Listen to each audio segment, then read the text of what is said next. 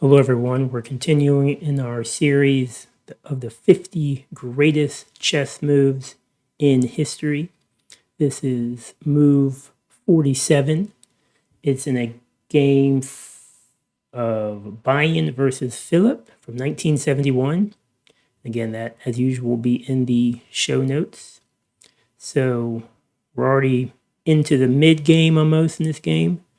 So we'll see how it turns out, and then when the amazing move number 47 comes up, we will pause the video and see if we can figure out what the move is. Okay, so this is pretty balanced. White's up a little bit. If you look at the eval bar right there. Okay, white's got basically complete control of the middle of the board here. And sacrifice a pawn. Nice. Okay. Pawn takes. King takes. And the pieces have stopped moving, which means we have arrived. Okay. What does white do in this position? So if you don't know, if you already know, then you're amazing. But if you don't know, pause the video and write in the comments what you think the move is. So let's look at this and see what is probably going on. So this rook is taking over this file, so the king can't go over there, but that's not really that important. Rook's also taking over that row, but also not super important because the main thing in this position is this pawn, right? This pawn is just 2 squares away from turning into a beautiful queen, and that's what black needs to stop, right?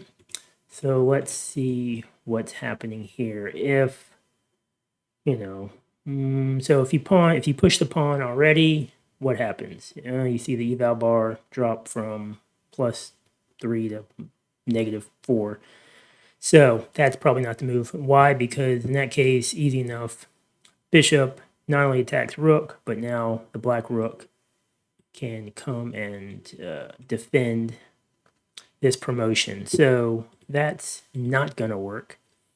So again, you see the eval bar jump back up. So what is the move that will enable us to push that pawn? Okay, we're going to go see again. If you haven't decided yet, if you haven't figured it out, pause the video.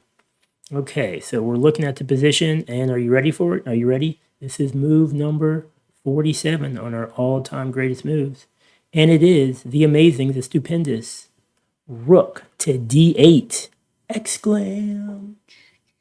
Okay, here's why. Let's see.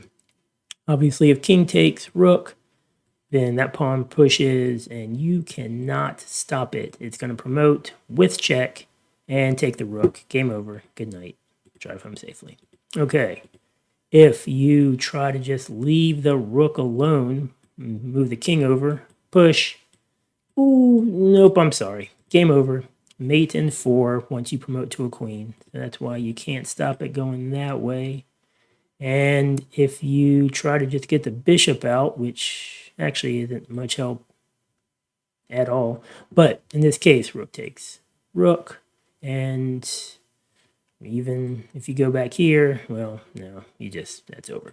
So that doesn't work either.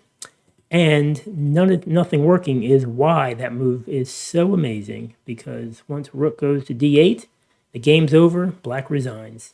There's nothing to do here to stop pawn promotion for another queen. There's no checks to really give. There's nothing to do except call it a day. That's move number 47. Like and subscribe if you like these videos. And move number 46, that video should be right down there somewhere if you want to keep watching our series as we march toward the greatest move in chess history. Okay, thanks for watching.